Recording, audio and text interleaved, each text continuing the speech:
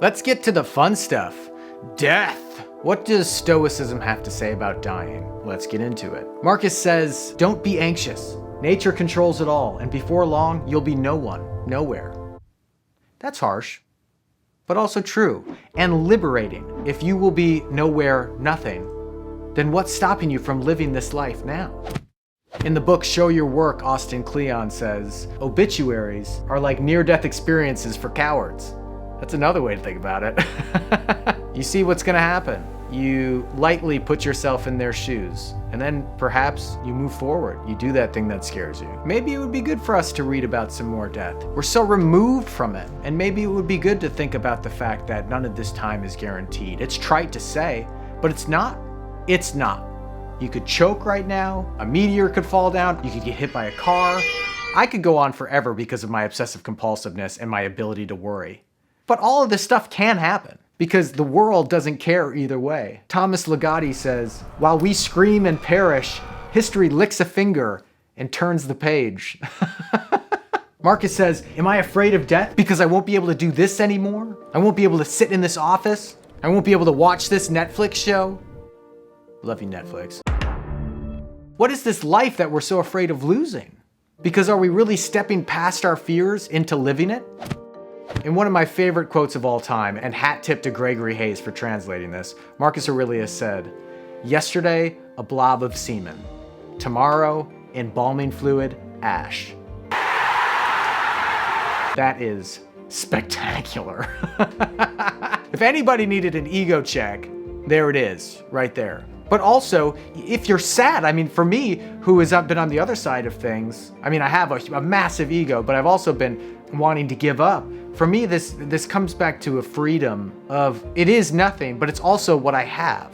It's the third tenet of logotherapy, that you should live this life because it's what you have. And whether that's a religious thing, or a existential thing, or a simulation thing, which Naval Ravikant says all of these are really just synonyms for God.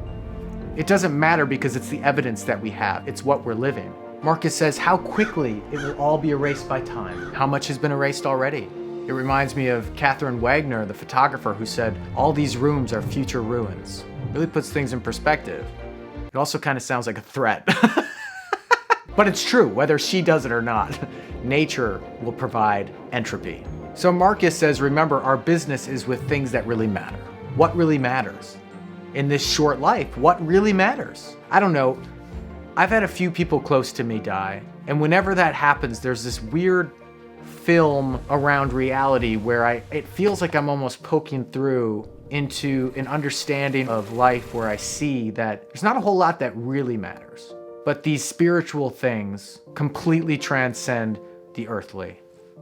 Yeah, it's great to have Chipotle, but it feels a whole lot different to have real intimate connection, to share something like this, or to just walk through a forest like the real hippie that I am. I'm definitely not a hippie.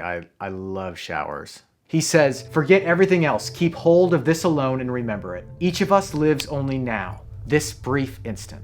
The rest has been lived already or is impossible to see. But this time is so short. It's short and long at the same time. In another one of my favorite quotes, he says, you could leave life right now. Let that determine what you do and say and think.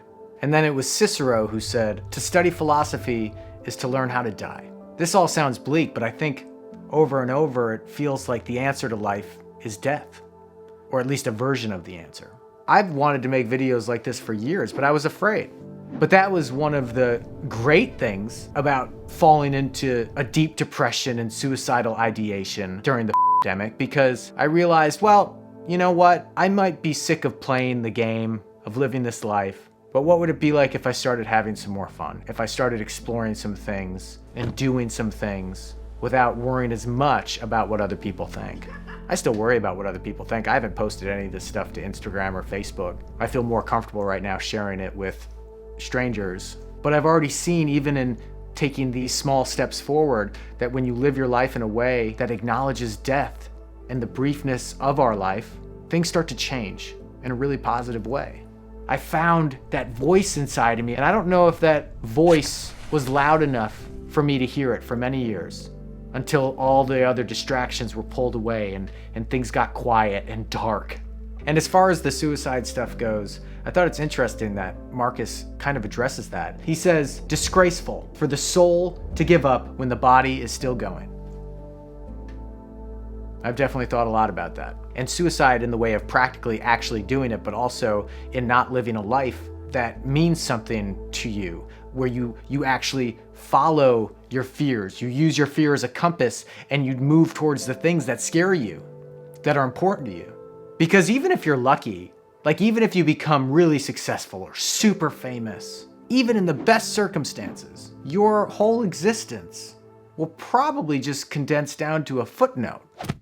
I mean, think about all the history books that you read and the small blurbs that talk about someone who in their time was super powerful. And our history might be a little different because so much of it is recorded. But at a certain point, I mean, we're all the main characters in our own life anyway, so how much do we really care about what's going on with other people? But he reminds himself, no. He says so many who were remembered, already forgotten, and those who remembered them, long gone. It always makes me think of the In Memoriam segment at the Oscars where they show everyone who's passed away that year from the industry. And these are all, or a lot of them are Oscar winners in their respective categories. But you look at some of those names, and this is gonna sound disrespectful as shit, but you don't know who these people are. And yet they were Oscar winners.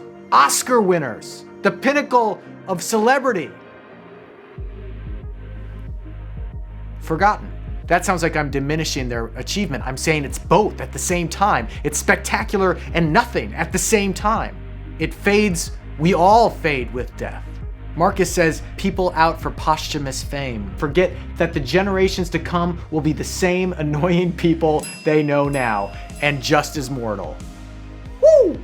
He could cut right to it. So we put so much importance on this stuff, but at a certain point, I don't know if that really matters anymore. The Bhagavad Gita says we are entitled to the work, but not the fruits of our labor. It's the work that's important. It's the spiritual connection to something bigger than yourself that seems to be the way to go, not these earthly prizes.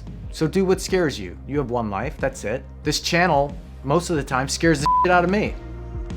But I'm trying. I'm trying.